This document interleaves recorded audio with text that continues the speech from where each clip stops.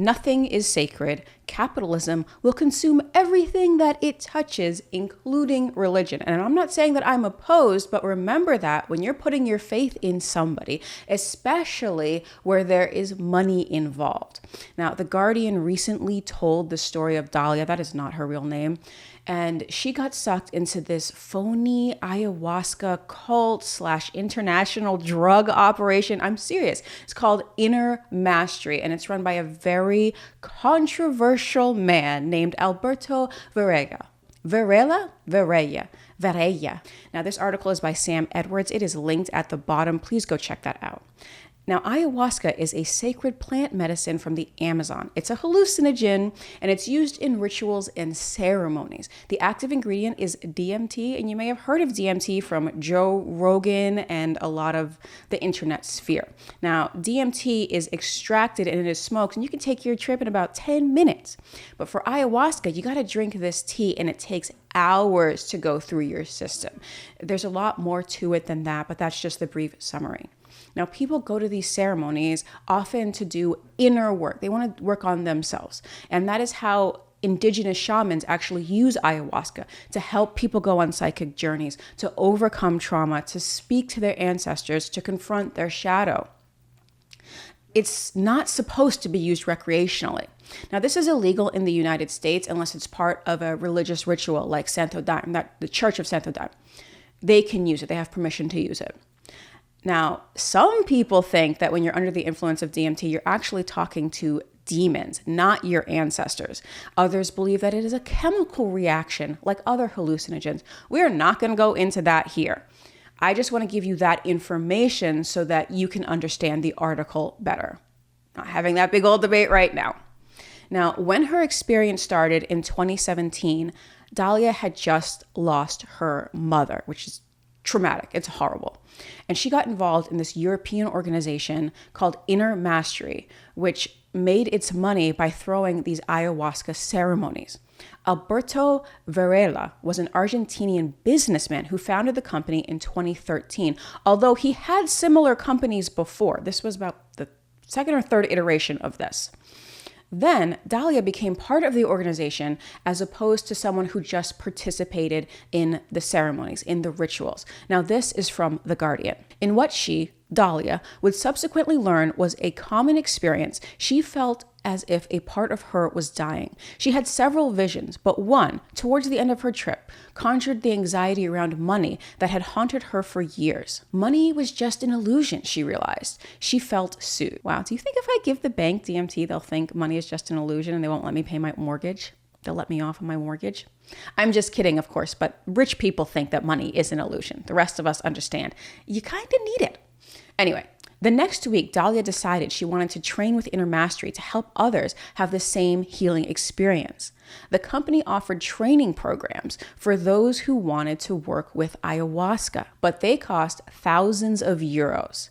There was an energy that I connected to, and it told me to go ahead and pay the money, Dahlia said. Now, later on in the article, it says, "It felt like joining a family," Dahlia said. She wasn't the only one driven by a sense of being part of a movement. Other members reported finding a community of like-minded people, spiritual seekers looking for meaning. Most people there were black sheep, said Adrian. This is also not his real name. Another long-standing participant. Those on the outside who didn't question anything were like NPCs, non-player characters, the mindless figures in video games who can't think for themselves. Everyone on the inside wanted to heal the world in some way. Now, that is so common of cults and groups. They say, we have the truth. We are 100% correct. And anyone who doesn't agree with us, well, they're still asleep. It's also a means to dehumanize people, to say that they're not fully a person, they're not fully actualized because they don't understand the truth, man. They don't get the truth, and we do. Now, we do hear this a lot online with people calling others NPCs, but let me tell you this. The NPCs are the happiest people out there. I would give good money to enjoy The Bachelor and caramel frappuccinos. These NPCs are out here living the dream. Also, all this talk about NPCs is just nonsense, and it's used as a means of manipulation and flattery. Other people are not NPCs. They just like other things. Now, the article goes on. At its peak in the late 2010s, Inner Mastery claimed to have more than 130 staff running 1,000 retreats for 30,000 customers each year. Well, these are numbers. It had a training academy, a media department, a travel agency, a dedicated streaming service, and later its own cryptocurrency. Its retreat centers, about 20 sprawling villas rented or owned by Varela's network of companies, eventually became communes where dozens of Inner Mastery employees come followers could live for a fee. For a fee. Like all new recruits, Dahlia helped cook meals for retreats or cleaned for little or no pay. It was normal to work from the morning until 4 or 5 a.m. the next day when the ayahuasca sessions usually finish. These things go on for a long time, like I said.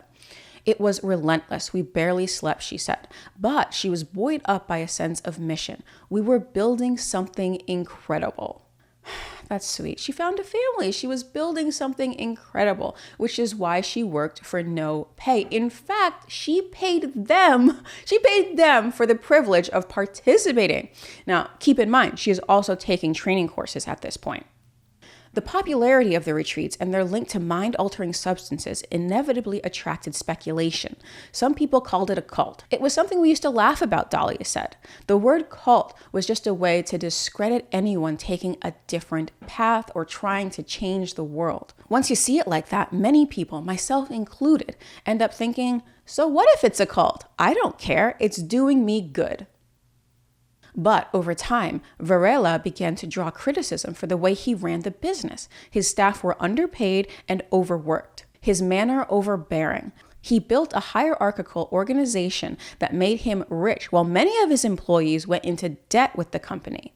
He promoted ayahuasca as a panacea for all suffering, and despite having no training, practiced a confrontational and sometimes cruel form of therapy on vulnerable people with serious trauma. Traditional practitioners and healers protested he was bringing their practice into disrepute. Ayahuasca was not something you could roll out on an industrial scale with minimal oversight, they said. Oh boy, and did accidents happen. Now, who is this man, this Alberto Varela, who founded Inner Mastery and made himself very rich in the process? The article continues. Before spirituality, Alberto Varela's passion was business. Born to middle-class parents in Santa Fe, Argentina in 1960, he believed himself to be exceptional from a young age. As a teenager, he eschewed drugs and alcohol. His only vice was work, he claimed. At 17, he started a clothing company. By the time he was 30, he was married with 3 children. But after his wife left him, he realized he needed to make a change. He signed up for sessions with Osvaldo Gordon, a life coach and marketing expert. The two men became followers of Osho. Remember Osho? Osho, the leader of the Rajneesh movement, who was known for rejecting asceticism in favor of material abundance and accumulating a fleet of 93 Rolls Royces. Do you remember Osho? He was from that Netflix documentary series, Wild Wild Country. Check that one out. That is going to come up in future videos because this guy was a trip. Anyway, the article goes on. Together, Varela and Gordon started a marketing consultancy. It was the early 90s, and Argentinian society was flirting with a new culture of success that valued wealth and conspicuous consumption. Varela excelled in this world. It's incredible, he later wrote. People pay to be told lies, and they are happy to believe them. How easy it is to control, dominate, lead, and manipulate a man. Now, some cult leaders that we follow on this channel, they actually believe the message. They're all in. But others are snakes. They are rank opportunists who see that people need guidance, and they're like, look, I got guidance over here for a fee. Sometimes it's gas or grass. You know what I'm talking about. Anyway, it seems to me that Varela was a man who understood he could make a lot of money by telling people what they wanted to hear, and he decided to make it a business. Not my words, his. Now, the same goes for religious leaders everywhere. You can make a lot of money off God or off enlightenment or whatever. Just ask these prosperity gospel preachers. The ones flying around in their private jets, ask them how much money they make. Now, the article goes on. By 1999, Varela had followed his ex-wife to Spain, where she had moved with their 3 children. He took ayahuasca, or yahe as it is known, for the first time a year or so later. When visiting the mountains outside Bogota, Colombia, he claimed the indigenous shaman, or taita, saw special qualities in him. When he returned to Madrid, he launched an alternative medicine center, positioning himself as a Western conduit to indigenous ayahuasca rituals.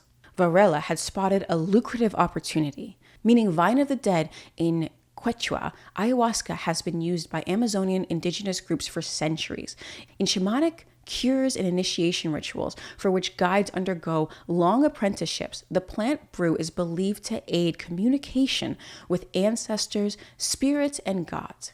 Interest in ayahuasca began to grow in the West during the late 20th century, fueled by disenchantment with conventional mental health treatments and a growing Western appetite for altered states and new spiritual experiences. By the mid-2000s, Varela was starting to offer ayahuasca ceremonies alongside Reiki and meditation at his Madrid center. Soon, he was expanding to other parts of Spain. Those who met him around this time were struck by his drive. He was intelligent, observant, and very hard-working, said Hugo Ochlander, a fellow Argentine and early collaborator. He's going to come up later. But Ochlander could see his ambition had no limit. I don't think it was possible for him to ever be satisfied. Do you remember when we talked about Wetiko on this channel? Now, in the Wetiko legend of the Cree, Wetiko is this hungry, cannibalistic demon entity. Basically, it's a monster that can never be satisfied, because the more it eats, the more it grows. So it's always more and more hungry. And now it's a metaphor for greed and unchecked ambition. And that is antithetical to enlightenment or spirituality, where the lesson actually is the kingdom of heaven is within you, or some variation of that. It's basically, you have it all in you. You just have to breathe and be cool, man. And you'll be enlightened. Just be cool.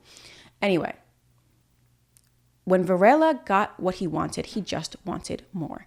Now check out that video. It is very important. We also discussed it on the Killer Priest podcast a few months ago.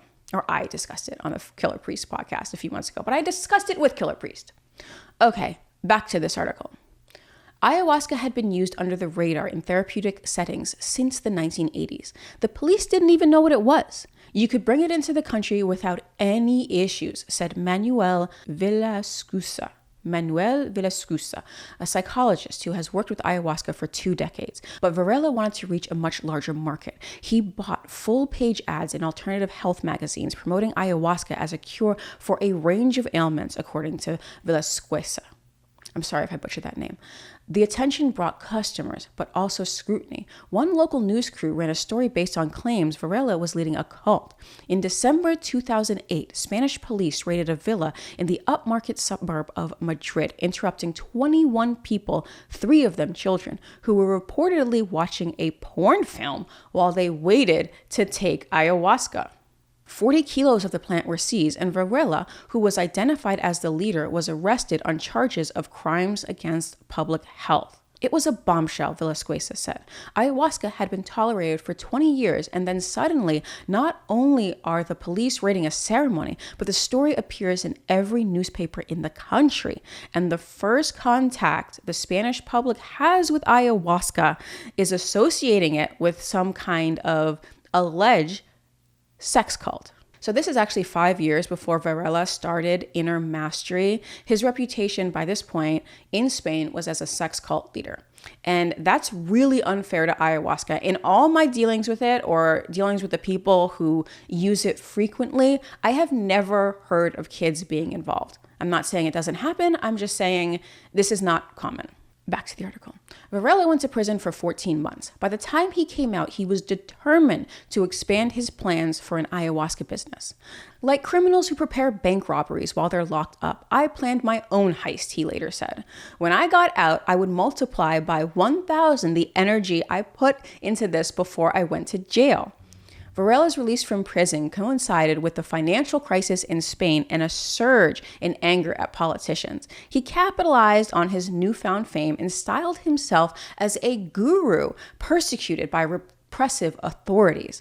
He published a memoir, then a free magazine, which he distributed in Madrid's vegetarian restaurants and yoga studios. Its content was a mix of New Age therapies and self-promotion.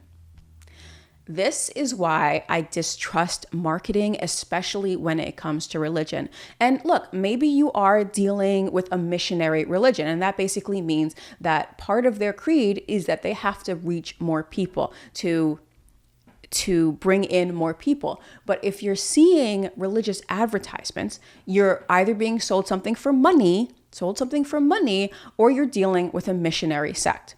In which case you're being sold something else and you'll end up paying for it later. You'll end up paying some money for it later. That's not free. Okay. I'm just saying it's going to cost you at some point. So Varela is out of prison. Back to the article.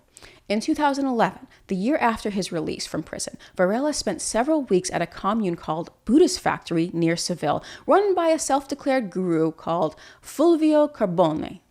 Is that too Italian? Fulvio Carbone. Not sure which one. The commune hosted a series of in-person courses promising enlightenment, reportedly costing upwards of 1,500 euros. Varela was accustomed to casting himself as a leader, but at Buddhist Factory, the master had met someone from whom he could learn, wrote Rafael Palacios, a mutual acquaintance of the two. That same year, a Spanish nonprofit dedicated to exposing cults claimed Buddhist Factory used fasting and aggressive group therapy sessions to make participants more susceptible to manipulation. Carbone disbanded his organization after being caught on a hidden camera claiming an aloe vera cream marketed by his organization could cure cancer. By the time the commune closed, Varela was working on his own plans. Look, people, if these holistic medicines could cure cancer, the pharmaceutical industry would find a way to make money off of it. They would change one little molecule somewhere and charge 100 times the price. They would patent it, they would sell it, it would be the same except blue instead of green. That's how they work. I wish people would stop promising false cures for cancer. People in that situation, they are so desperate. And Carbone, he exploited them, just like he did with people seeking spiritual meaning. Now, Varela, he saw this and he thought, wow, I could learn a thing or two from this guy. This guy knows what's up. So this is 2011, still 2 years before Varela started Inner Mastery, which Dalia joined. Now, you gotta admire this guy's persistence. Varela fell and he went to prison, but he got back up and he tried again. Okay, he put in the work. He did not quit being a cult leader. He got up again and he exploited more people. Now, this is what those business gurus are talking about when they say you gotta keep trying. You miss 100% of the shots you don't take. Gotta learn from cult leaders. I'm kidding. I'm sarcastic. Anyway, the article goes on. In 2013, Varela bought a popular Facebook group for ayahuasca users for $4,000 US and started advertising himself as the first Westerner granted authorization to use ayahuasca by indigenous experts in Colombia. Within months, he had hundreds of thousands of followers around the world, centered on his Facebook community, which he called Ayahuasca International. For anyone in Europe searching online for more information about the indigenous brew, Varela's organization was usually the first thing they would see. Yes, maximize that SEO. Good on you. There is nothing more spiritual than good branding. Nothing.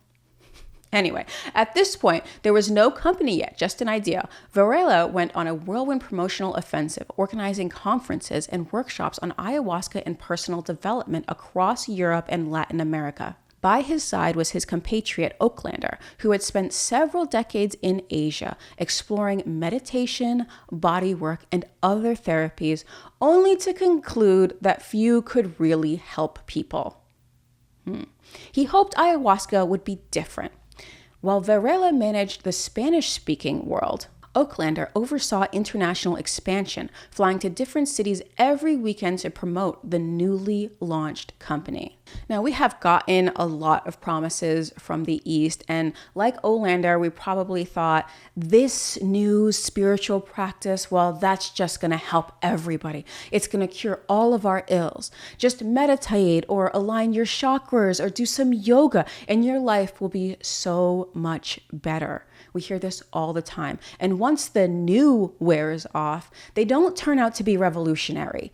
They're not these revolutionary cures. Now, we are about 2 decades into the Western expansion of ayahuasca, and I wonder how different ayahuasca has turned out to be from these other promises we've gotten in the past. Someone should do a dissertation because honestly, I don't know. Did ayahuasca or DMT actually have long-term changes to people who took them? There is an organization called MAPS. It's the Multidisciplinary Association for Psychedelic Studies, and they seriously research the benefits of psychedelics for mental health. Now, just because Varela was on some BS, that doesn't mean there's no merit to any of this. And I'm really curious to know the long-term effects of this. Okay, so later down in the article, let's keep going. It's a very long article. You should read it, but it's very long. And here is actually where we get into shades of multi-level marketing, which in itself has a cult-like environment and structure. Perhaps Varela's most lucrative innovation came in late 2013 with the School of Ayahuasca, a training academy for those who wanted to administer the brew themselves. These facilitators were a low-cost alternative to traditional shamans. You can't spring for the shaman? Come on. Training cost €150 a day and often added up to several thousand euros before new recruits could begin to work for the company. Trainees earned a commission by finding new customers. One former member compared it to working for a telemarketing firm. The aim was to sell, he said. In practice, it functioned like a multi-level marketing scheme. The School of Ayahuasca operated to indoctrinate people and entrap them. They went into debt with the company, said Oaklander, who, after co-founding the company, later turned whistleblower. It was Machiavellian. So this is both a cult and a business, and the two are not mutually exclusive. Okay, back to article. By 2016, the company had opened centers in Spain, Italy, the Netherlands, Ireland, Mexico, and Uruguay. Employees ran retreats and sent profits back to Varela in Madrid. A single weekend retreat could make up to €40,000, Oaklander said. The company also developed other revenue streams, like offering trips to Colombia, additional psychoactives, or selling ayahuasca online directly to customers.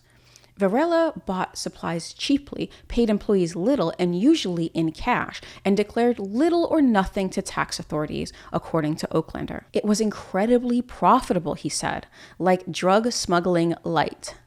Well, it is drug smuggling light. That's exactly what it is. It's drugs. I don't know what's light about it, but it is. Varela structured the organization like a multinational conglomerate. Services were contracted to subsidiaries under a holding company, limiting financial and legal liability. Nothing was in Varela's name. That was part of the strategy. The idea was you could never see the whole thing, Oaklander said. Now, what I notice about this section is how closely this is structured like the mafia. And that is why we have RICO in the United States to get the man at the top. Because otherwise, his hands aren't really touching anything. But this didn't happen in the United States. Okay, back to article. The bigger Intermastery got, the more criticism it drew for its high prices, understaffing, and cost-cutting. At one overcrowded weekend retreat priced at €450, instead of buckets, customers were giving plastic bags to be sick into, one review complained. Who's reviewing this? Like on Yelp? Anyway, resulting in a room full of people hallucinating around puke landmines. Oh no, just in case you are unfamiliar with ayahuasca ceremonies, they get very messy. Look, people, they may purge their trauma, they may purge their demons, but they definitely purge the contents of their stomach. And they were given plastic bags. That's gross. A bucket at Lowe's is $4. For what these people were paying, €450, they could go to Lowe's and get some buckets. Give these people some dignity while they are tripping balls at the Holiday Inn and puking their guts out in a room full of strangers, because plastic bags, that's just messy. Oh my God. Anyway, the article goes on. In a rush to enter new markets, Inner Mastery held events wherever it could, packing tripping participants into yoga studios or hotel conference rooms under the supervision of inexperienced facilitators. At one such retreat in a dance studio on the outskirts of Cologne around 2016, one man had an adverse reaction to the brew and started acting aggressively, pacing around the room in circles. Fearing he might hurt someone or himself, Adrian tried to calm him down. Eventually, the man went outside to sleep in his car. When Adrian went to check on him a few hours later, he was gone. I was really worried he could be driving around Cologne in the midst of a psychotic episode, Adrian said. Yeah, that's a problem. At another retreat, a woman became paranoid after taking ayahuasca, fearing the organizers were planning to attack her while she was under the influence. She just fled. She jumped over a wall of the house and ran off without her shoes, her phone, or anything, Dahlia said. Later that night, police arrived at the retreat after a woman had turned up at the station, practically naked, claiming someone had tried to steal her organs. Look, after reading this article, I don't not believe someone was at least thinking about stealing her organs. If you did go to one of these retreats, check for stitches. I'm kidding, of course, but check for stitches. Just check. It's not going to hurt you to check, right? Anyway, the article goes on. Within Inner Mastery, losing control was often interpreted as a necessary step in each person's process. Soon after joining the organization as a trainee, Dahlia was encouraged to take yopo, a snuff and powerful hallucinogen, which the company was adding to its menu of psychoactives on offer at retreats. We were encouraged to try it as trainees. Really, we were guinea pigs, she said. Almost immediately after the snuff was blown up her nostril, Dahlia felt as if she couldn't breathe. She remembers screaming for help before blacking out. When she came around, someone told her she had stopped breathing, and a doctor employed by Inner Mastery had resuscitated her. The doctor told her it was a good thing. You had an incredible process, the best of everyone, he told her later. Your Honor, it wasn't manslaughter. She just had a permanent out-of-body experience. What? Take these handcuffs off. That is ridiculous. Of course, Dahlia lived, but trying to pass off coding as an incredible process, that's insane. She almost died. She actually stopped breathing. But good on them for having a doctor in the house. There is so much more to this article, but I'm trying to keep this video to a reasonable length. I suggest you read the entire thing if you are interested. It is linked below. Now, the next part is right out of a dark comedy movie. We return to our dear leader, Alberto Varela.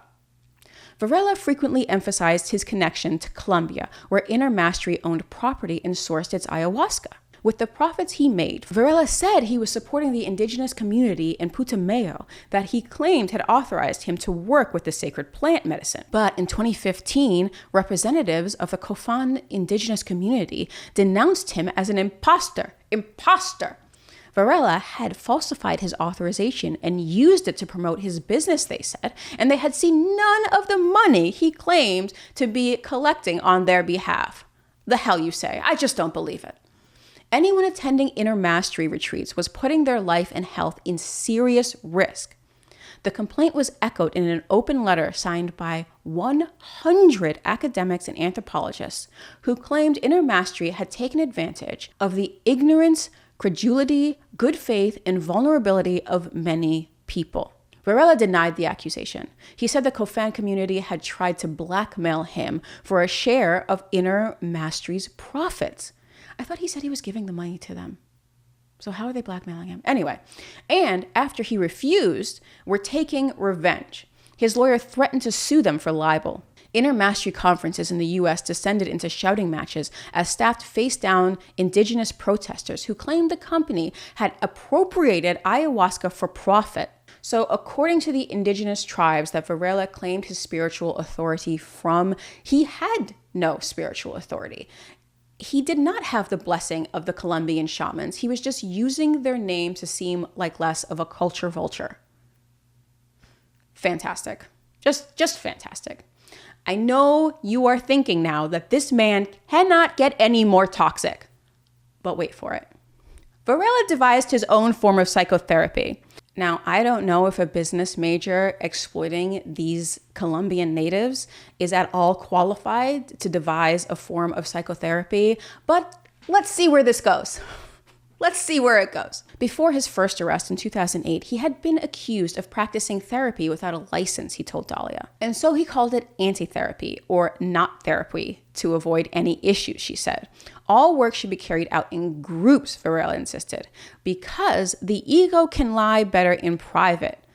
He would use chaos and confrontation to unmask the lies and beliefs we hold about ourselves. In psychedelic-assisted therapy, integrations or sessions held after taking hallucinogens are a common practice to help participants understand their experiences. But Varela often seemed to use his anti-therapy to lead participants to his own predetermined conclusions. He would push ideas and thoughts onto people, Dalia said. A common theme was telling people to break up with their partner. It was dressed up as a way to help people be free, but really it was quite twisted. Okay, so he low-key ruined a lot of people's lives this way because they are in a very vulnerable state, and he's telling them to break up with their partners under this guise of helping them. Dalia had suffered physical abuse as a child, and so when Varela told her she needed to stop identifying with the pain of her inner child, it made sense. But his methods could be cruel. One day, when she started to cry, he mimicked her, wailing theatrically and repeating, "Look at her, the hurt little girl. Let's all cry like her." On his cue, others joined him, forming a circle around her, laughing while she sobbed. My God. See, adults can be Lord of the Flies too. It doesn't stop at childhood. I am not a professional therapist, but I don't think that this is good therapy. It seems like they're trying to humiliate her. It's actually making me a little mad because this is sadistic. Let's just boo this man. Boo this man. Now, I am skipping ahead for time. This video is already going to like 40 minutes or more. But there are 2 deaths associated with this organization. And honestly, I am shocked that there are only 2 deaths associated with them because they're playing with some very, very dangerous psychology, which they don't know anything about. They clearly don't understand any of this. Anyway, what happened to Dalia? After 3 years of relentless work and spending about 10,000 euro on training courses, Dalia began to lose faith in the organization. For one thing, she seemed stuck on an endless training cycle. Later, I realized it was because they knew I had money, she said. There was a clear interest in delaying my authorization. As Dalia's suspicions about inner mastery grew, she came across ideas Varela had passed off as his own in the canon of other spiritual thinkers, from Krishnamurti to Eckhart Tolle. You start looking into it and you realize he has taken a potpourri of things. Some of them may be quite powerful, but they are not his ideas. Look, there's nothing new under the sun. I'm not going to fault him for this, but the cruelty, he doesn't need to do that. Varela also encouraged his employees to move into communes. Dalia considered leaving everything and joining the commune, but at the time she was looking after her elderly father. They pressured me, saying that caring for him was a prison, she said. Any responsibility is a prison. Your elderly father, your spouse, your dependent children, it's all a prison. Abandon them and move to the commune. Here I am looking after my family like an ass. Why didn't I think of that? Just abandon them, and that makes you more spiritual and enlightened. That's actually how the Buddha did it, but we're not going to get into that. We are not going to get into that. I'm kidding, of course. Not about the Buddha. He really did that. But this man is a sociopath. I can see why his wife left him. Okay, back to the article. Dalia no longer trusted Varela. He said it was beneficial to your process to live in the centers, that it allowed you to devote yourself. But what it really allowed was him to charge each person 400 euro every month for a shared room. Finally, she sent a message to a group chat saying she was leaving. She was told her back pay would be given in the company's own tokens, which can only be spent on more inner mastery retreats. Lawyer, lawyer, lawyer, lawyer, and lawyer. Sue these people. They're trying to pay her in monopoly money. That is top shelf grift. That is top shelf cult grift. Actually, Varela's early business partner, Oaklander, he actually split with the company and he had to sue for back pay. There is nothing spiritual about these people. They're having drugged out puke sessions in the Best Western conference room, and they're selling them as spiritual retreats for people who are looking for meaning. They're actually looking for help. Ugh. So, how does it turn out for Alberto Varela? In July 2023, police officers in riot gear carrying battering rams raided one of the inner Mastery's villas outside Madrid. Officers across the country simultaneously raided 5 other retreat centers, surprising some of their suspects as they performed ayahuasca ceremonies. Police arrested 18 people and confiscated 24,000 euro in cash, 1 kilogram of mescaline, and 60 kilograms of the dark, viscous ayahuasca brew. Varela was one of those arrested. At the time, he had just been diagnosed with a brain tumor and had been focusing his energy on making a series of documentaries that recounted his achievements and featured followers praising him effusively. He died in October 2023 as the investigation threatened to destroy the organization he created. His 17 co-accused face charges including criminal conspiracy, crimes against public health, and practicing medicine without a license. The case is still being investigated by courts ahead of trial. At the time of his death, Varela was also facing charges of sexual assault. You know what? That's not a bad way for a sociopathic cult leader to go out. He actually got away with this for all but the last 3 months of his natural life. Now, who is left holding the bag? His followers. It's always the followers who are left holding the bag. He's just like, hey, good luck with that. Bye. I'm dying now. Saved by the bell. The funeral bell. The funeral bell. The article says, Inner Mastery continues to advertise ayahuasca retreats across 13 countries in Europe, down from more than 40 at its peak. The company still promotes itself on social media, but its website now carries a disclaimer. We are not a religion or a cult. Varela is notably absent from the literature, and some retreats are advertised under an alternative company name. So be careful when you book these retreats. Inner Mastery did not respond to requests for comment on its operations or to a detailed list of accusations against the company and Varela. Slowly, over months and years, Dalia has rebuilt her life. She now sees that the more she gave to Inner Mastery, the more she lost touch with her life outside the organization. I'm shocked looking back at the level of self-deception, Dalia said. It was like a form of hypnosis where I convinced myself Varela knew what he was doing and that we were part of something much bigger that was going to help awaken the world and bring about a real transformation. You won't. People, listen to me. Working for free for some businessman who tells you to abandon your family is not going to lead to world peace. It's just going to ruin your family. It's going to lead to anger and resentment on your part, and God forbid you involve your children in this nonsense. Leave them out. Leave the kids out. Luckily, Dalia didn't have any kids. Well, what happened to her? One thing she does not regret, though, is using ayahuasca.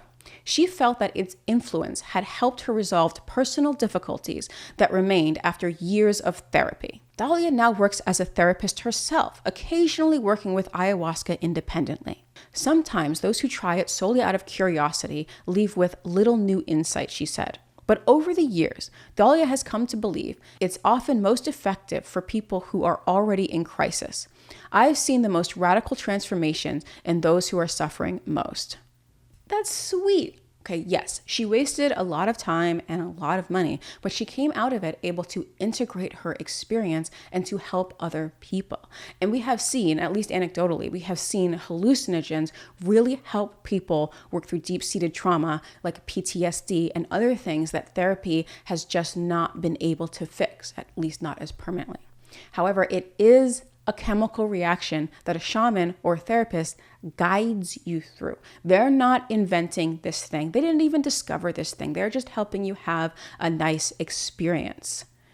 It's the plant medicine doing the work. And ideally, this shaman or this therapist is trained in it so that you are not harmed along your journey or you don't harm yourself.